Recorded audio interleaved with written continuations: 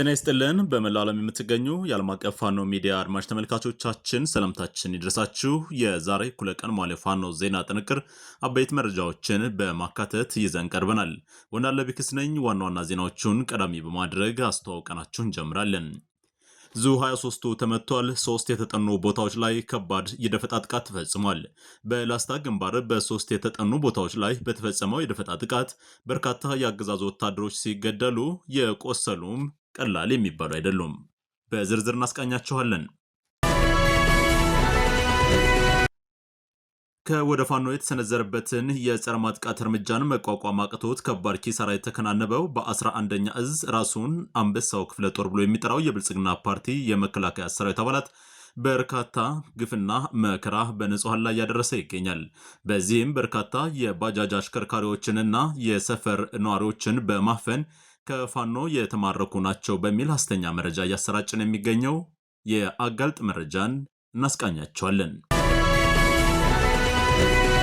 የምኒልክ ዕዝ ልዩ ዘመቻ ቆቦ ከተማ ዙሪያ ከባድ ተጋድሎ በማድረግ ድል አስመዝግቧል። ልዩ ዘመቻው በቆቦ ከተማ ዙሪያ በካራ ኤላም መሽጎ የሚገኘውን የጠላት ኃይል በርካታውን በመደምሰስ በርካታውን ደግሞ ሰብአዊና ቁሳዊ ኪሳራ በማድረስ በበላይነት አጠናቋል። ሌላኛው ጉዳያችን ነው። ወደ ወለጋ መረጃችን እንሸጋግራለን። ጥብቅና የሚቆም በሌለበትና ገዳይ በማይታወቅበት የቀጠለው የኦርቶዶክስ ሃይማኖት ተከታዮችን የማጽዳት ተልዕኮ አሁንም ቀጥሏል ብሏል። የእናት ፓርቲ ጉዳዩን በተመለከተ በጥብቅ ያወገዘበትን መረጃ ይዞ ወጥቷል። እንመለከተዋለን። ወደ አድማጭ ተመልካቾች አብራችሁን ከቆያችሁ እነዚህንና ሌሎች ዝርዝር አበይት ጉዳዮችን እየተመለከትን እንቆያለን። እስከ ፍጻሜው ድረስ አብራችሁን ቆዩ። ቀዳሚ ወዳደረግነው ዝርዝር መረጃችን እንሸጋግራለን። በራያ ግንባር የአገዛዙ ኃይል ከፍተኛ ምት አርፎበታል። ይህንም ተከትሎ የሐሰት ፕሮፓጋንዳ ማሰራጨቱን እንደቀጠለ ነው። የምኒልክ ዕዝ ልዩ ዘመቻ ቆቦ ከተማ ዙሪያ ከባድ ተጋድሎ ማድረግ ድል ሲያስመዘግብ በዚሁ የቆቦ ከተማ ዙሪያ ልዩ ስሙ ካራኤላ በተባለ ቦታ ላይ መሽጎ ያለ ጠላት ጋር ትላንት ታኅሳስ 7 2018 ከማለዳው 3 ሰዓት ጀምሮ እስከ ምሽት 1 ሰዓት ድረስ በተጋድሎ ከ30 በላይ ዙፋን ጠባቂ ሰራዊት በመደምሰስና በማቁሰል ከባድ ሰብአዊና ቁሳዊ ኪሳራ በማድረስ ታላቅ ድል አስመዝግበዋል። ቆቦ ከተማ ዙሪያ ካራኤላ በተባለ ቦታ ላይ መሽጎ ያለው ጠላት ወደ በዋ ሚካኤል እስከ ተኩለሽ ለመቆጣጠር በማሰብ ማጥቃት ያደረገ ቢሆንም ልዩ ዘመቻዎቹ በአግባቡ በመመከትና መልሶ ማጥቃት በማድረግ እስከ ቆቦ ከተማ ጫፍ ድረስ ተከትለው በመምታት ከባድ መሳሪያውን ጨምሮ ይዞ እንዲሸሽ አድርገውታል። በልዩ ዘመቻው ከባድ ሰብአዊና ቁሳዊ ኪሳራ የደረሰበት ጠላት እንደለመደው የበቀል አፈሙዙን ወደ ንጹሃን በማዞርና ሞርተርና መድፍ በማስወንጨፍ የንጹሃንን ሕይወት ቀጥፏል። ከሕይወት በተጨማሪ ቤትና ንብረት አውድሟል። እንስሳቶችንም ጭምር ገድሏል። ከዚሁ ጋር በተገናኘ በልዩ አጋልጥ መረጃችን ከወደ ፋኖ የተሰነዘረበትን ጸረ ማጥቃት እርምጃ መቋቋም አቅቶት ከባድ ኪሳራ የተከናነበው በ11ኛ እዝ ራሱን አንበሳው ክፍለ ጦር ብሎ የሚጠራው የብልጽግና ፓርቲ ተላላኪ መከላከያ ሰራዊት የባለ 3 እግር ባጃጅ አሽከርካሪዎችን ከነ ተሽከርካሪዎቻቸው እንዲሁም ሌሎች ንጹሃኖችን ከየስራ ገበታቸውና ከትምህርት ቤት ውለው እየተመለሱ የነበሩ ታዳጊ ተማሪዎችን ትላንት ታኅሳስ 7 በማፈን በውጊያ የማረክናቸው የፋኖ ምርኮኞች በሚል ሐሰተኛ መረጃ እያሰራጨ ይገኛል። ድርጊቱ የተፈጸመው በዚሁ በራያ ቆቦ ወረዳ በአዲስ ቅኝና አካባቢው ነው። የነውረኛና ጸረ አማራ ኃይል በአካባቢው ባሉ ጫማ ቤቶች ኮንጎ ጫማ በመዝረፍ ያፈናቸው ንጹሃኖችን ጫማው እንዲለብሱና የፋኖን ገጽታ እንዲላበሱ ካስደረገ በኋላ ምን መናገር እንዳለባቸው በወረቀት ጽፎ በማስጠናት ድርጊቱን በካሜራ እንዲቀረጽ አድርጓል። አፈናው የተፈጸመባቸው ወጣቶቹ ኢንተርቪው ሲደረጉ ከህወሓት ሰራዊት ጋር ተቀላቅለው በአንድ ካምፕ እንደሚኖሩና በውጊያ ወቅት የሚመሩን የህወሓት ሰዎች ናቸው በሚል የመከላከያ ሰራዊቱ አዛዦች ጽፈው የሰጧቸውን ብቻ እንዲናገሩ ተደርገዋል። ወጣቶቹ ቤተሰብ የሚያስተዳድሩበት ባለ 3 እግር ባጃጅ ተሽከርካሪን የጽንፈኛ ንብረት በሚል በሳት ሊያቃጥል መሆኑን ነው በዛው በጠላት ቡድን ውስጥ የሚገኙ ውስጥ አርበኞች የጠቆሙት። ከታፈኑት መካከል የቀን ስራ ሰርተው ለልጆቻቸው የዕለት ምግብ ገዝተው የሚገቡ ወጣቶችና ጎልማሶች፣ ከትምህርት ቤት ውለው ሲመለሱ የነበሩ ተማሪዎች፣ ባጃጅ አሽከርካሪዎች፣ በሚያገኙት ገቢ ለአቅመ ደካማ ቤተሰቦቻቸው የዕለት ቀለብ ገዝተው የሚገቡ እንዲሁም ለህመምተኛ ወላጆቻቸው መድኃኒት መግዣ ለማግኘት በጉልበት ስራ ተሰማርተው የነበሩ ሰራተኞች እንደሚገኙበት ነው ለማረጋገጥ የተቻለው። ሁኔታው ያሳዘናቸው አንዳንድ የሰራዊቱ አባላት ፋኖን ባልማረክንበት ሁኔታ ንጹሃንን በዚህ መልኩ እያፈንን ለፕሮፓጋንዳ ፍጆታ ስናውል ህዝቡ እውነታውን ስለሚያውቅ ይጠላናል የሚል ሀሳብ እንዳነሱ የገለጹት ወታደራዊ ምንጮች ነገር ግን የክፍለ ጦሩ አዛዥ ሁሉም አማራ ፋኖ ነው፣ ያገኛችሁትን ወጣትና ጎልማሳን ሁሉ እየደበደባቸው አምጡልኝ የሚል ቀጭን ትዕዛዝ መስጠቱን ተናግረዋል። ውድ አድማጭ ተመልካቾች መረጃው የመረብ ሚዲያ ነው። እኛም መረጃውን በማጋለጥ ለእናንተ ውድ አድማጭ ተመልካቾች አድርሰናል። በዚህ የወሎ ግንባር ሌላኛው መረጃችን ወደ ላስታ ይወስደናል። ዙ 23ቱ ተመቷል። 3 የተጠኑ ቦታዎች ላይ ከባድ የደፈጣ ጥቃት ተፈጽሟል። በላስታ ግንባር በ3 የተጠኑ ቦታዎች ላይ የተፈጸመው የደፈጣ ጥቃት 32 ያገዛዙ ወታደሮችን እንዲሞቱ ሲያደርግ ከ50 በላይ የሚሆኑት ደግሞ መቁሰላቸው ታውቋል። በደፈጣ ጥቃቱ አንድ የጠላት ዙ 23 መሳሪያ በፋኖ ድሽቃ ተመቶ ከጥቅም ውጭ የተደረገ ሲሆን የተመታው ዙ 23 በፋኖ እጅ እንዳይገባ ሌላ ተጨማሪ ዙ 23 ከወደ ላሊበላ ተልኮ ሽፋን በመስጠት ማውጣቱን ነው ለማወቅ የተቻለው። በደፈጣ ጥቃቱ የተፈጸመው የላሊበላ ከተማ አስተዳደር የላስታ ወረዳ የቡግና ወረዳና የካቢኔ አባላትን ከጋሸና ወደ ላሊበላ ከተማ አጅቦ ለማሳለፍ ጥቁር አስፓልቱን ወጥሮ በዘረጋው የአገዛዙ ኃይል ላይ ነው።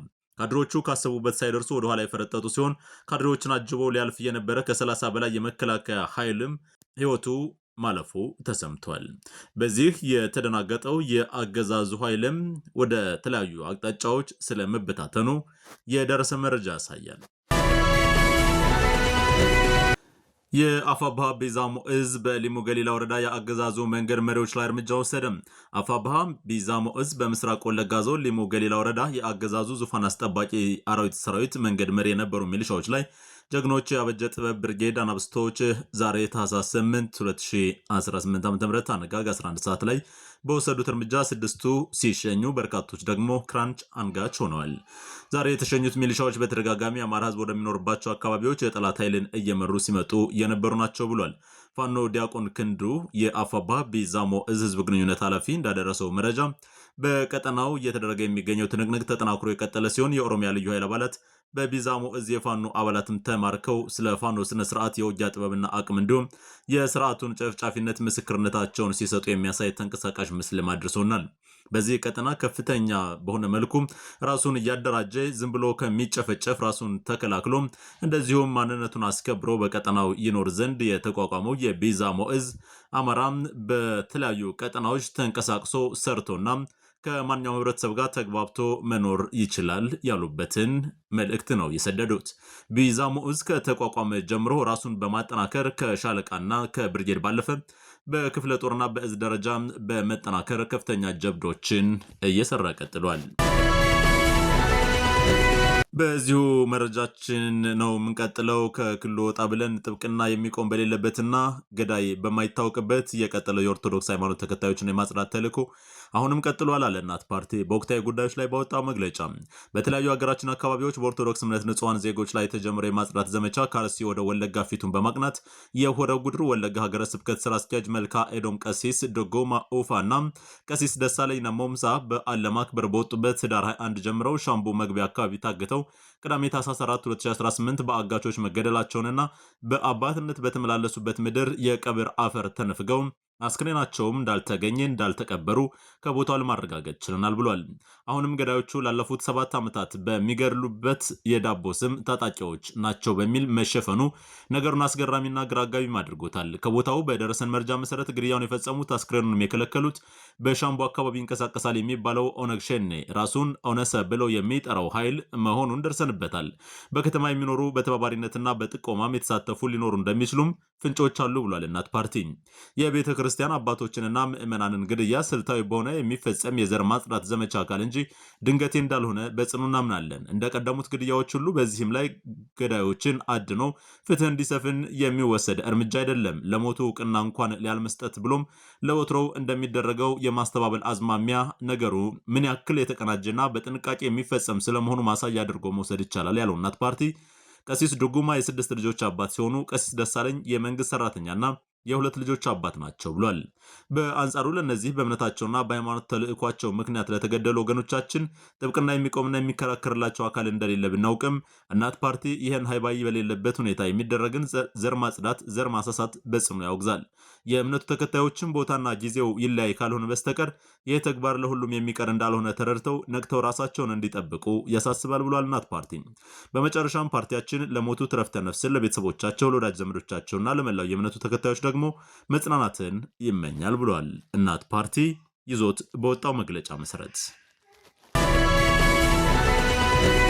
የአማራ ፋኖ ብሔራዊ ኃይል የምዕራብ አማራ ቀጠና ቴዎድሮስ እዝ የፖለቲካ ጉዳዮች መምሪያ ኃላፊ አርበኛ አስረስ ማረም ዳምጤ ጠንከር ያለ መልእክት ይዞ ወጥቷል። ኢትዮጵያ በአሸባሪዎች መዳፍ ውስጥ ነች። ትላንት የጸረ ቅኝ አገዛዝ ተጋድሎ እቅድ የወጣበት የፓን አፍሪካኒዝም ፕሮጀክት የተተለመበት የአፍሪካ አንድነት ድርጅት ጥንስስ የተወለደበት የምኒልክ ቤተ መንግስት ዛሬ የአፍሪካ ቀንድ የትርምስና የጥፋት እቅድ የሚታቀድበት ሆኗል። ይህንን ሀቅ በአይኑ እያየ በጆሮ እየሰማ ራሱን የሚያታልል ደግሞ ቁጥሩ ቀላል አይደለም። ያገዛዙ የጥፋት ጫማዎች ግን የሁሉንም ጉበን መርገጣቸው አይቀርም ብለዋል አርበኛው። ሂትለር ለሁለተኛው የዓለም ጦርነት ሲያሟሙቅ አሜሪካኖች ገለልተኛ መሆን ቢፈልጉም የኋላ ኋላ ገብተውበታል። ራሻዎች የናዚ አገዛዝ ወዳጅ ሆነው ከጦርነቱ ውጭ ለመሆን ቢፈልጉም አልቻሉም። እንግሊዞች የተከተሉት የተለማማጭነት ስልትም የጦርነት አካል ከመሆን አላዳናቸውም። አጥፊዎች የሚራሩለት ህዝብ የለም። ከአብይ አህመድ አገዛዝ በረከት የሚጠብቅ ሁሉ የሰላም አየር የሚተነፍሰው የመጥፋት ወረፋው እስኪደርስ ብቻ ነው። ትውልዱ እያከናወነ ያለው ያለፉት ትውልዶችን የቤት ስራ ጭምር ነው። ከጥቂት መቶ ዓመታቶች በፊት ከዚያም ወዲህ ከአንድ ምዕተ ዓመት ትንሽ ቀደም ብሎ በቅርቡ ከግማሽ ምዕተ ዓመት በፊት ሊከወኑ ሲገባ ባልተፈጸሙ ታሪካዊ ክንውኖች ምክንያት የአማራ ህዝብ ራሱ በሚከፍለው ግብር በተገዛ የጦር መሳሪያና አረመኔ ሰራዊት የተጋረጠበትን የመጥፋት አደጋ እየመከተ ይገኛል ብለዋል አርበኛ አስረስ ማረ ዳምጤ። ይህንን ጦርነት በስኬት ከማጠናቀቅ በመለስ ያሉት አማራጮች ሁሉ የአማራን ህዝብ የከፋ አደጋ ውስጥ የሚከቱ ናቸው። የዓለም የኃይል አሰላለፍ በዓለም ጦርነቶች ውጤት ነው። የዓለም ጦርነቶች ውጤት ነው። የእንግሊዞች ኃያልነት ሙሉ በሙሉ በአሜሪካኖች የተተካው ሁለተኛውን የዓለም ጦርነት ከጀርመን ሽንፈት በመጠናቀቁ ነው። ራሽያ ማንነቱንና ስልጣኑን ያተረፈው በዚሁ ጦርነት 27 ሚሊዮን ህዝብ ገብሮ ነው። እስራኤል የመካከለኛው ምስራቅ አውራ የሆነችው የስድስቱን ቀን ጦርነት ድል ማድረጓን ተከትሎ ነው። የጸና ብቻ የድሉን ዋንጫ በሚያነሳበት በዚህ የዘመናችን አስደናቂ ጸረ አገዛዝ ተጋድሎ እልፍ ዋጋ ተከፍሎበት ብዙ ጥመዝማዛ መንገዶችን መሻገር ተችሏል። ዓለም በቂ ጆሮ ባይሰጠውም እየተካሄደ ያለው ጦርነት ብዙዎችን የበላ ጦርነት ነው። በየትኛውም ዓለም የጥፋት እጁን የሚዘረጋ የራሱ ህዝብ ላይ የእልቂት ጦርነት ያወጀ አገዛዝ አያሸንፍም። ጊዜ በሰጠነው ቁጥር ግን የምንከፍለውን ዋጋ እንደሚጨምረው እሙን ነው። የሽብር ፕሮጀክቶችን በማመንጨት ብቻ ስኬታማ የሆነው የአገዛዙ አንጎል ሊያጭበረብር የሞከረበት ፖለቲካዊ ስልት ሁሉ እየሟሸሸ ነው። የነገው ትውልድ ዕጣ ፈንታ የሚጻፈው ዛሬ በምንከፍለው የመስዋዕትነት ደም ነው። ራሳችንን ከጥፋት ለመታደግ የምናደርገውን ትግል በስፋትና በጥልቀት አጠናክረን እንቀጥላለን ብለዋል አርበኛ አስረስ ማረ ዳምጤ ባስተላለፈው ዕለታዊ መልእክቱ። ውድ አድማጭ ተመልካቾች የመጨረሻ የምናደርገው የአፋብኃ ቢዛሞ እዝ የምስረት አንደኛ ዓመትን አስመልክቶ የተሰጠውን የእንኳን አደረሳችሁ መልእክት በማድረስ ይሆናል ዕለታዊ መረጃችን የምናጠናቅቀው። የአማራ ፋኖ ብሔራዊ ኃይል ቢዛሞ እዝ ከመመስረቱ በፊት በርካታ ተጋድሎችን ሲያደርግ የቆየ ቢሆንም ተቋማዊ መዋቅር ከያዘበት ቀን ጀምሮ ሰፊው የአማራ ህዝብ በሚኖርበት በቢዛሞ ምድር ባስቀመጠው የስራ ዕቅድ መሰረት በርካታ ውጤታማ ስራዎችን አከናውኖ ለዛሬው አንደኛ ዓመት የተቋም ምስረታን ለማክበር በቅቷል። በመሆኑም የአፋብኃ ቢዛሞ እዝ በተለያዩ የስራ ስምሪት ላይ ያላችሁ ከፍተኛ የእዝ አመራሮች፣ ከፍተኛ የክፍለ ጦር አመራሮችና በዱር በገደሉ ብርዱና ሀሩሩ ሳይበግራችሁ የተዋደቃችሁ ያላችሁ ጀግና የፋኖ ተዋጊ ኃይሎች እንዲሁም በሀገር ውስጥና በውጭ ሀገር ያላችሁ የትግላችን ደጋፊዎች ለአፋብኃ ቢዛሞ እዝ የአንደኛ ዓመት የምስረታ ቀን እንኳን አደረሳችሁ አደረሰን ብሏል። ከዚህ በመቀጠል የአፋብኃ ቢዛሞ እዝ ከተመሰረተ ጀምሮ ባስቀመጠው የስራ አቅጣጫ መሰረት በርካታ ውጤታማ ስራዎችን መስራት ችሏል። ከዚህም ሰፊው የአማራ ህዝብ በሚኖርበት የቢዛሞ ምድር ከተበታተነ አካሄድ ተቋማዊ ቅርጽ በማስያዝ አይደፈሬ ክፍለ ጦሮችን መስርቷል።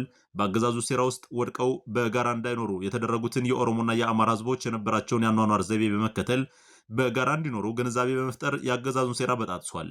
የማንኛውም ብሔር ብሔረሰቦች በሃይማኖት፣ በቋንቋ፣ በጾታ፣ በማንነትና ቀለም ልዩነት ሳያደርግ የሚጠብቅ ወታደር ገንብቷል ብሏል። በአገዛዙ ሴራ ከቀያቸው ተፈናቅለው የነበሩ የኦሮሞና የአማራ ህዝቦች ወደ ነበሩበት ቦታቸው ተመልሰው በአብሮነት እንዲኖር አድርጓል። የአፋብኃ ቢዛሞ እዝ ከተመሰረተ ጀምሮ በጠላት ላይ ከፍተኛ የዘመቻ ስራዎችን ሰርቷል። በመሆኑም በየአካባቢው የሚሊሻ መዋቅርን ማፍረስ ተችሏል። የአገዛዙን የቀበሌ በመዋቅሮች በማፍረስ የራሱን አስተዳደር መዋቅር በመዘርጋት በርካታ ስራዎች ተሰርተዋል። የጠላትን የውጊያ ስትራቴጂ በማንበብ የራሱን ጥበብ በመጠቀም ብዙ መብረቃዊ ጥቃቶችና የግንባር ውጊያዎችን በማድረግ በጠላት ላይ ከፍተኛ የሰብአዊና ቁሳዊ ኪሳራ በማድረስ የጠላትን ኃይል ሙትና ቁስለኛ በማድረግ ከነፍስ ወከፍ እስከ ቡድን መሳሪያ መታጠቅ ተችሏል። በመጨረሻም የሚከተሉትን መልእክቶች ማስተላለፍ እንፈልጋለን ብሏል ቢዛሞ እዝ። አንደኛ፣ የቢዛሞ ወይም ወለጋ ተወላጅ ሆናችሁ በአገዛዙ መዋቅር ውስጥ በተለያየ አገዛዙ መስሪያ ቤት ያላችሁ ሳይማር ያስተማራችሁን ወገናችሁ እንድታገለግሉ ጥሪ እናስተላልፋለን ብሏል። ሁለተኛ፣ በአገዛዙ የጸጥታ መዋቅር ውስጥ ያላችሁ ወንድሞቻችን ይህንን የጸረ አማራ አገዛዝ ለመገርሰስ ጊዜው አሁን ነውና ወደ ድርጅታችን አፋብኃ ቢዛሞ እዝ እንድትቀላቀሉ ጥሪ እናስተላልፋለን። ሶስተኛ፣ በሀገር ውስጥና ከሀገር ውጭ ያላችሁ የትግላችን ደጋፊዎች እስካሁን ስታደርጉልን የነበረውን ያላሰለሰ ድጋፋችሁን በጸሎት በምክር ሐሳብ በፋይናንስ፣ በመረጃ፣ በጉልበትና በቁሳቁስ አጠናክራችሁ እንድትቀጥሉ ጥሪያችንን እናስተላልፋለን። በድጋሚ ለአማራ ፋኖ ብሔራዊ ኃይል ቢዛሞ ዕዝ የ1ኛ ዓመት የምስረታ በዓል እንኳን አደረሳችሁ አደረሰን። ህልውናችን በተባበረ ክንዳችን። የአማራ ፋኖ ብሔራዊ ኃይል ቢዛሞ ዕዝ ታኅሳስ 7 ቀን 2018 ዓ.ም ሲል መልእክት አስተላልፏል። እኛም ወደ እናንተ ጆሮ አድርሰናል። ወደ አድማጭ ተመልካቾቻችን ከዓለም አቀፍ ፋኖ ሚዲያ ወደ እናንተ የደረሰው ዕለታዊ መረጃችን በዚህ ተጠናቋል። ለነበረን የአብሮነት ጊዜ እጅግ አድርገን እናመሰግናለን። በነገው የመረጃ መርሃ ግብር ዳግም የምንገናኝ ይሆናል። እስከዚያው ድረስ በያላችሁበት በቸር እንድትቆዩን ተመኘን።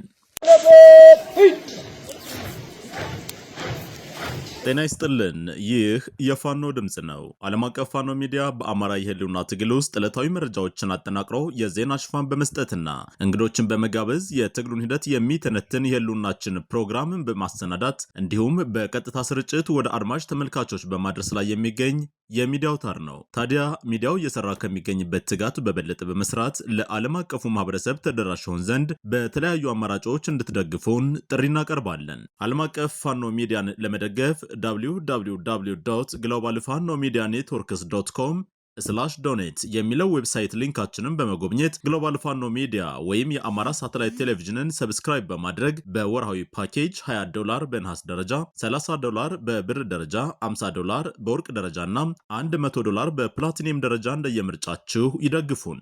በየወሩ የማይችሉና የአንድ ጊዜ ድጋፍ ለምታደርጉ ደግሞ አንደኛ ቪዛ ካርድ ያላችሁ ደጋፊዎቻችን፣ ሁለተኛ በዜል አካውንታችን ሲደመር 1916868 ወይም በኢሜይላችን amharaSatellite@gmail.com በመጠቀም፣ ሶስተኛ በፔፓል አካውንታችንና አራተኛ ካሻፕ የሚለውን አማራጭን ተጠቅመው GFMN 22 ድጋፍ እንድታደርጉልን እንጠይቃለን። ይህንን ባርኮድ በመጠቀምም ከላይ የተጠቀሱትን ሊንኮች ስለሚያገኙ ድጋፍ ማድረግ ይችላሉ። ለተጨማሪ ጥያቄና ማብራሪያ በስልክ ቁጥር ሲደመር 1 20 92 60 1052 አሜሪካም ሲደመር 1 82 57 47 34 03 ካናዳ በኢሜይል amharaSatellite@gmail.com መጠቀም ትችላላችሁ። መርጠው ስለሚከታተሉንና ስለሚያደርጉልን ድጋፍ እናመሰግናለን። ግሎባል ፋኖ ሚዲያ፣ የፋኖ ድምፅ።